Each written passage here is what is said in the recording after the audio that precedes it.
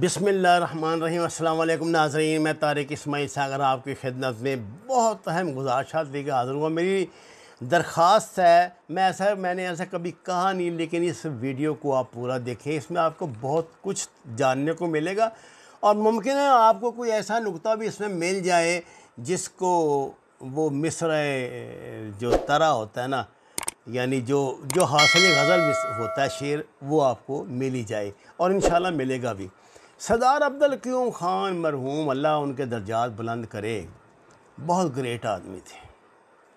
सियासतदान कैसे थे ये तो कश्मीरियों से पूछें, लेकिन एक मुदब्बर, हालात पे नज़र रखने वाला, मैं कहता हूँ एक दानश्वर, इससे बड़ा मैंने नहीं देखा। सरदार साहब बड़े इंसान दोस्त और यारों के यार भी होते थे। हम जब कभी उनसे मिलने के लिए गए हैं तो अल्लाह के फजल से हमने पिंडी पहुंचने के बाद सिर्फ वहाँ कश्मीर हाउस में जाते थे, बस आगे सारा बंदोबस्त होता था। फिर गाड़ियाँ शाड़ियाँ जो है ना जनाब हमें ले जा रही हैं, और बोर्डिंग लॉजिंग और मौज मेला जो वहाँ लगता था, थोड़ा सा कुछ ISPR वाले अपना बकरा डाल देते थे, बाकी सरदार साहब डालते थे। सरदार साहब की बातें बहुत अजीब थी। मसलन एक दिन उन्होंने मुझसे कहा कि क्या आपने UNO लगा रखी है, भाई कश्मीर का फ़ैसला जो है वो अमेरिका ने करना है, UNO ने नहीं करना।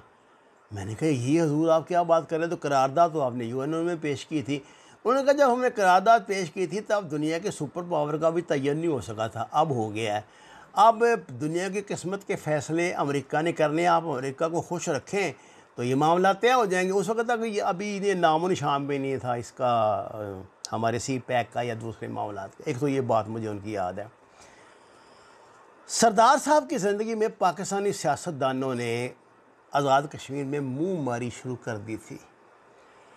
उन्होंने मुझे और अल्लाह बख्श अख्तर हयात को एक तवील लेक्चर इस सिलसिले में दिया था और कहा कि इस बात का सवाल ही पैदा नहीं होता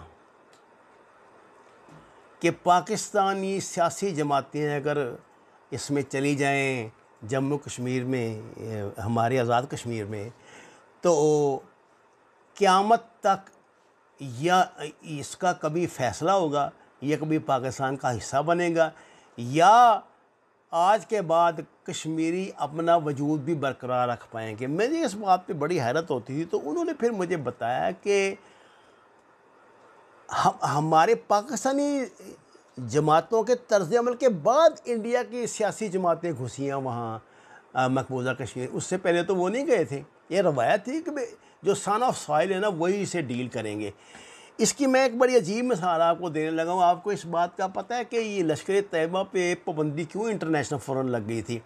क्योंकि लश्कर तैयबा, हम कहते तो ये थे ना कि कश्मीर की तंजीम है, लेकिन कश्मीर की तंजीम हम भी जानते हैं नहीं थी। उसका ऐलान पाकिस्तान में हुआ था, वो तो अक्लमंदी की हाफ़िज़ साहब ने के बाद में इसको तोड़ दिया अपने यहाँ से, लेकिन मामला तो एक दफ़ा हो चुका था। जहाँ तक इसका तल्लुक़ है जो हिज़्ब है हमारी, हिज़्ब जहाद का, तो आपको इस बात का पता, चूँकि कश्मीरी तंजीम है इसलिए इस पर पाबंदी इंटरनेशनल नहीं लगी उसकी सिर्फ वजह ये कि जो तंजीमें, क्योंकि ये बेस कैंप है आज़ादी का। पाकिस्तान ने आज़ाद कश्मीर को आज़ादी का बेस कैंप बनाया था कि यहाँ वो अपनी जंग मुकम्मल करेंगे और पूरा कश्मीर हासिल करेंगे। क्योंकि जो 48 में नारा लगाया था ना ये मुस्लिम कॉन्फ्रेंस ने, सरदार क़य्यूम ने, वो था कश्मीर बनेगा पाकिस्तान। जब हमारी जमातें वहाँ घुसी हैं तो फिर तरह तरह के ख्यालात वाले लोग भी सामने आ गए। वो भी आ गए जो वहाँ हुकूमत कर रहे हैं, और वो एक अलग इंडिपेंडेंट कश्मीर की अहमियत, चाहे जो मर्ज़ी आप कहते हैं, अपने मुंह से कोई जो भी बकवास करता रहे, ये हकीकत है जो मैं आपसे अर्ज़ कर रहा हूँ। मैंने अल्लाह को जान देनी है, 1% भी इस बात का शक नहीं है कि ये जो बंदा था या जो इनका नून लीग वाला, ये सिर्फ कश्मीर को, और कश्मीर ने अलग मुल्क तो क्या बनना है, इंडिया ना का कब्ज़ा ना इस पर करा दे, इस चक्कर में। यह पागल आदमी है, अजीब व गरीब तरह की हरकतें करता था। खैर है नहीं हो, ये तो मैंने तमीज़ बांधी थी। बुनियादी बात ये है, आज ख़बर यह है कि जनाब आज़ाद कश्मीर में जो जलसा हुआ है वहाँ पाकिस्तानी सियासतदानों ने बड़ी कुसुनमुखी की है और एक दूसरे पर जो इनका तरीके वारदात है, यानी लड़ाई जो है वो तुम्हारे घर की है और तुमने प्रॉक्सी के लिए कश्मीर को अपना मैदान बना लिया है। ये इल्ज़ाम तो हम ईरान और सऊदी अरब पे लगाते हैं, यार तुमने वहाँ जाके वो काम शुरू कर दिया है। वहाँ जनाब बिलावल साहब ने वो बहुत सुनाइयाँ नून लीग को और साथ रगड़ दिया है इमरान खान को। कहा जी नून लीग की सियासत आर पार है और पाँव पकड़ने तक आ गए हैं ये लोग। वो कहते हैं कि ये तो नून लीग का तो उसकी तो सियासत ही एक है, बस डील करो और जाओ मुल्क से। बड़ी बड़ी बदतमीज़ी उसने की है, बोले है। इसमें शायद खाकान अब्बासी ज़रा गर्मी खाएगी या मसरूफ़ खाई जाते हैं। जब से इनकी अमेरिका में पैंट उतरी उस वक्त से कुछ ज़्यादा गर्मी खाने लगे हैं। कह रहे हैं बराबर घटिया ज़बान इस्तेमाल कर रहे हैं, डील के मतलब मैं बोला तो रुकूंगा नहीं। ऐसी बातों से हुकूमत को फ़ायदा पहुँच रहा है, ये सनाउल्लाह ने कहा है। ज़ाहिर है वो लड़ाई छुड़ाने के लिए ऐसी बातें करते हैं। लेकिन मैं ये कहता हूँ बिलावल ने यार को पहली मरतबा तुम्हें कुछ कह दिया है, उसने तो अभी जो उसकी ऐसी तैसी की है शहबाज शरीफ की और जो ज़ुबान बोली है उसके मतलब उसके बाद तुम्हें शर्म आनी चाहिए थी, उसका नाम भी लेते। तुम अभी तक पीडीएम करते फिर रहे हो।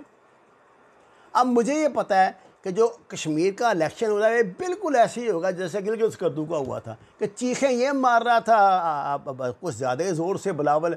और मेरा ख्याल एक बंदा इसका जीता था कि 2 बंदे जीते थे, शायद एक जीता था इसका बंदा। यहाँ इस मस्कीन के पास सिर्फ 8 सीटें हैं, पूरे मेंबर भी नहीं खड़े करने के लिए, सिवाय इसके ये अपनी तहरीक इंसाफ के किसी के पास मेंबर नहीं थे पूरे यार खड़े करने के लिए। और ये गाली गलौज कर रहे हैं वहाँ जाके। अपनी लड़ाई जो इस्लामाबाद में लड़ो, यहाँ मरो, लाहौर के मोची दरवाज़े में, कराची में दो एक दूसरे को गालियाँ, वहाँ कोयटा में दो, जो तुम्हारे गुजरांवाला में दो जैसे तुमने दी हैं। ये तुम किस चक्कर में पड़ गए हो यार? तुम क्या करना चाहते हो पाकिस्तान का भाई? अब देखिए ना, इंडिया को तो आप ये कह रहे हैं कि 370 जो है ना उसको जनाब सबसे पहले तो 370 बहाल करो। 370 क्या है? खुद मुख्तारी है, जिसको आप इंटीरियर ऑटोनॉमी आप कह सकते हैं, जो उन्होंने को दिया, स्पेशल पोजीशन दी हुई है। आपने क्या दिया स्पेशल पोजीशन इनको? जाके तो वहाँ भाई उनका जो भी हो जाए, ऑक्युपाइड कश्मीर का वज़ीर आला हमेशा कश्मीरी होगा। यहाँ आप इस बात की ज़मानत दे सकते हैं? यह कश्मीरी है तो, और कश्मीर की पार्टी का कश्मीरी होगा।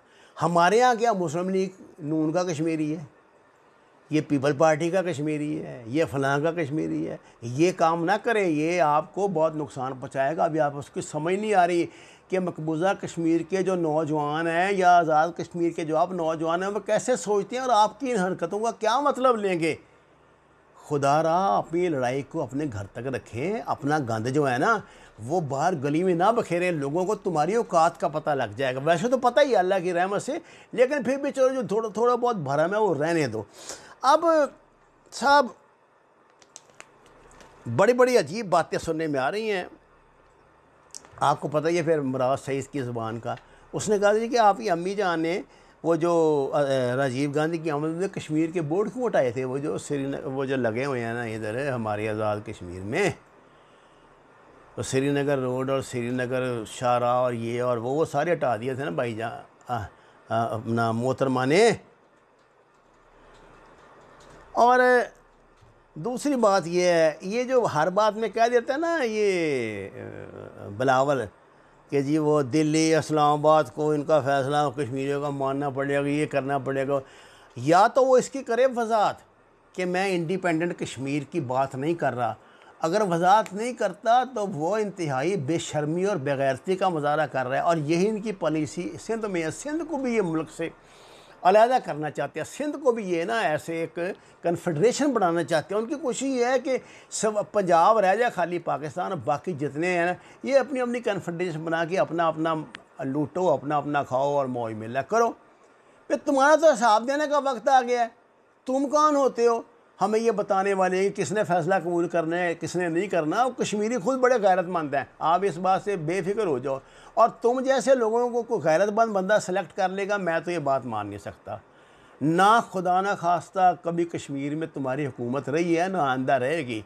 वो जो एक आध हो गई थी, बस वो हो गई थी। मैं सरदार क़याूम खान की आपसे बात कर रहा था, उन्होंने जो कुछ यकीन करें हमें बातें बताई थी, आज हम 100% वही बातें देख रहे हैं। उन्होंने कहा था कश्मीर का मसला दुनिया में तब तक ज़िंदा है जब तक आपकी नेशनल पार्टी जो है वहाँ नहीं घुसेंगी। ये लोग वहाँ घुसे और अंजाम आपके सामने है। वमा अलैना इल्लल बलागुल मुबीन। नाज़रीन कराम, दरख्वास्त है कुरान और नमाज को तर्जुमे के साथ जानिए। हमारे चैनल को सब्सक्राइब करें, शेयर करें। आपका बहुत शुक्रिया।